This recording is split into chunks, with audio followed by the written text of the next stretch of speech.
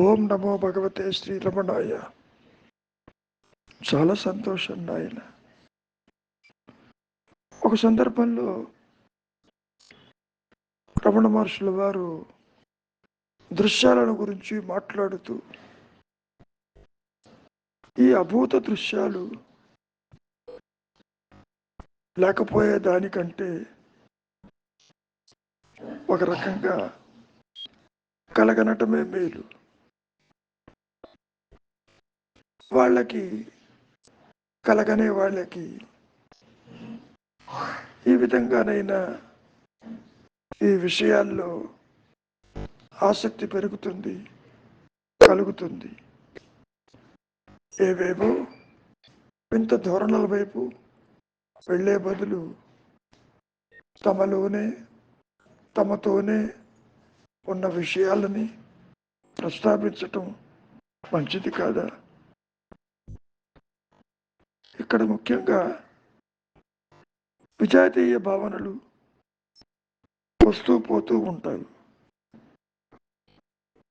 అది ఆసక్తి కలిగితే మరి నీవు దాన్ని అంటిపెట్టుకుంటావు. ఆ దృశ్యాలు వాటి సుగుణం అటువంటిది. నేను అది చూశానను, ఇది చూశానను, దీన్ని దర్శించానను, ఇది ఊహించానను అనుకుంటూ ఉంటావు. శివప్రకాశం పిళ్ళే కూడా ఒక సందర్భంలో ఒక దృశ్యం కనిపించిందని, అటువంటి దాని గురించి మహర్షుల వారి దగ్గర ప్రస్తావిస్తూ, భగవాన్ ఇటు దృశ్యాలు బాహ్య విషయాలు కావు, అవి అభ్యంతరాల్లో గోచరిస్తాయి. ఒకవేళ బయటివైతే మరి ద్రష్ట లేకుండా అవి తమ ఉనికిని ప్రకటింపజేయాలి, ఉండవలే. కాబట్టి వాని స్థితిని నిశ్చయించేదెవరు? మరి ద్రష్టయే కదా. ద్రష్ట సత్యమైతే దృశ్యములు సత్యములవుతాయి. ఈ ద్రష్ట ఎవరు?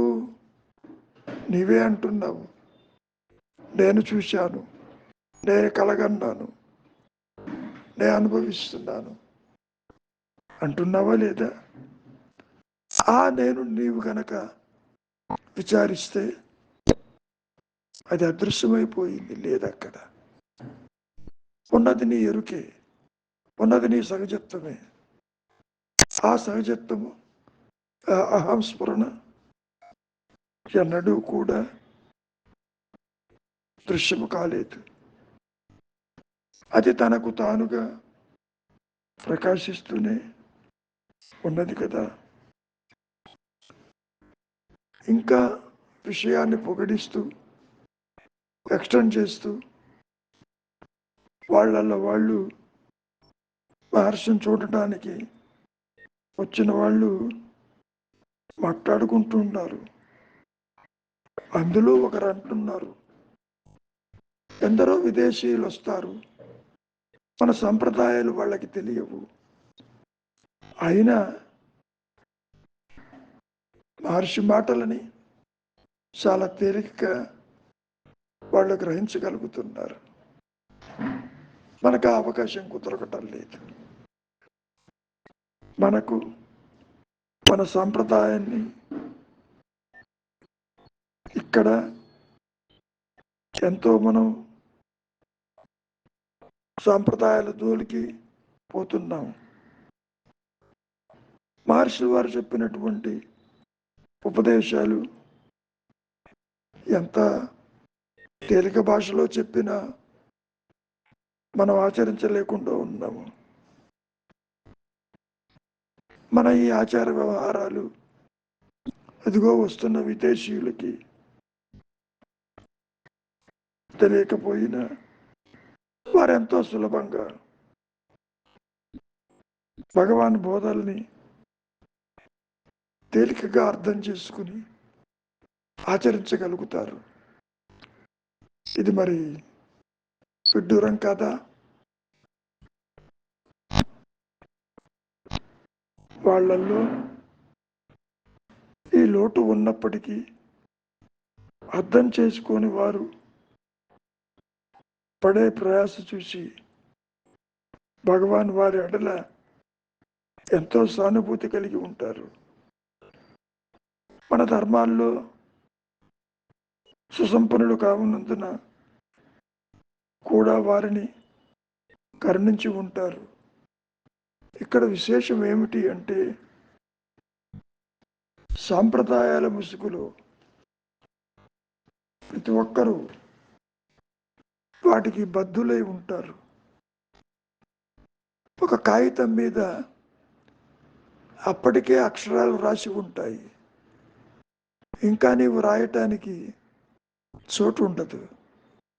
అందుకనే నీలో ఉన్న అంధవిశ్వాసము, మూఢ విశ్వాసాలు, ఆచారాలు ఇవన్నీ కూడా నీ మనస్సులో నిండి ఉన్నప్పుడు ఎవరు ఎన్ని బోధించినా అవి తలకెక్కవు, గ్రహించటానికి ఇష్టపడవు. ఎందరో దేశ విదేశీయులు మహర్షిని దర్శించడానికి వస్తూ ఉంటారు. వాళ్ళు సాంప్రదాయాల్ని, పద్ధతుల్ని మానుకోరు. మహర్షి మాటలు వింటారు. వారు ఏది అనుకూలమో అది మాత్రమే చేస్తూ పోతారు తప్ప మరొకటి కాదు. అంతవరకు దేనికి? లోకల్గా ఉన్న వాళ్ళు కూడా, సాంప్రదాయ పరులు కూడా, ఒక మార్గాన్ని ఎంచుకున్న వారు కూడా ఆ మార్గాన్ని వదిలిపెట్టడానికి ఇష్టపడరు. అది యంత్రం కావచ్చు, తంత్రం కావచ్చు, మంత్రం కావచ్చు, భక్తి కావచ్చు, ఏ మార్గమైనా కావచ్చు, ఏ మతమైనా కావచ్చు. మతమౌఢ్యంలో, ఆ మూఢత్వంలో దాన్ని పట్టుకుని వేలాడుతూ మహర్షులు వారి దగ్గరికి వచ్చినప్పుడు వారి బోధలు, వారు ఆచరిస్తున్నటువంటి, అనుసరిస్తున్నటువంటి ఆచార వ్యవహారాలు, అక్కడ కొంత సంఘర్షణ జరుగుతుంది. వాటిని వదిలిపెట్టలేక, మహర్షి సూచనలను అనుసరించలేక సతమతం అవటం సహజంగా జరుగుతూ ఉంటుంది. ఇప్పుడు నువ్వు చేస్తున్నది మాను, అసలు నువ్వు ధ్యానం ఎందుకు చెయ్యాలి అని ఎదురు ప్రశ్న వేశారు ఒక సందర్భంలో రమణ మహర్షులు వారు. చాలామంది తాము ధ్యానం చేస్తుంటామని, తల బాగా వేడెక్కుతుందని కంప్లైంట్ చేశారు. ఆ సందర్భంలో అసలు ధ్యానం ఎందుకు చెయ్యాలి, దేనికోసం చెయ్యాలి ఒకసారి విచారించు. ఊరక ఉండలేవా? ఆలోచన లేకుండా ఉండలేవా? ధ్యానం చెయ్యటం నీ సహజత్వమా? ఆలోచించటం నీ స్వరూపమా? కాదు కదా. ఎందుకు అనవసరంగా నీవు ధ్యానాల జోలికి పోతావు, ఆలోచనల జోలికి పోతావు? నీవెందుకు ధ్యానం చెయ్యాలి? ధ్యానం వల్ల నీకు ఒరిగేదేమిటి? అహంకారాన్ని పడిపోకుండా నిలబెట్టుకోవటానికి ఈ ధ్యానము ఒక సాకుగా ఉంటుంది. ధ్యానం చేసేదెవరు? నేను చేస్తున్నానంటున్నావా? అది అహంకారంతోనే కదా చేసేది. వ్యక్తిత్వాన్ని నిలబెట్టుకుంటూ కదా నువ్వు చేసేది. అందుకని ఈ సందర్భంలో చాలా స్పష్టం చేశారు రమణ మహర్షులు వారు. నీ ధ్యానము కూడా నీ స్వరూపానికి విఘాతం కలిగిస్తుంది, అవరోధమై కూర్చుంటుంది. కారణం ఏదో సాధించాలి, ఏదో కొత్తగా వస్తుందని నీ అహంకారానికి పని కల్పిస్తూ ఏ మంత్రమో, ఏ రూపమో, ఏ పనో కల్పిస్తున్నావు. వృత్తిరాహిత్యం కమ్మంటే వృత్తులను ఇంకా నీవు పెంచుకుంటూ పోతున్నావు. జపం ఎందుకు చెయ్యాలి, ధ్యానం ఎందుకు చెయ్యాలి అని సూటిగా మహర్షులు వారు చాలాసార్లు వచ్చిన వారితో ప్రశ్నించడం జరిగింది. నువ్వు ఏం సాధిద్దామని జపం చేస్తావు? ఆత్మ అంటే నీ సహజత్వము, ఉన్నానన్న ఎరుక, అది అజపం చేస్తూ ఉన్నది. జపము కాని జపము. అహమహమిది స్మరతి, స్మరణ రూపేణ నేను ఉన్నాను, నేను ఉన్నానంటూ అది ప్రకాశిస్తూ ఉంటే నీవేదో జపం చేస్తానంటున్నావు. ఎందుకు చెయ్యాలి? నీ ఆలోచనే నీ సహజత్వానికి అడ్డు కదా. ఈ ధ్యానము కూడా అడ్డేను, నీ ప్రయత్నము కూడా అడ్డేను. ఊరక ఉండలేవా? ఆలోచన లేని మనస్సు అది ఆత్మగానే ప్రకాశిస్తూ ఉంటుంది. నువ్వు చెయ్యవలసింది ఇంతే, అడ్డు తొలగించే ప్రయత్నం.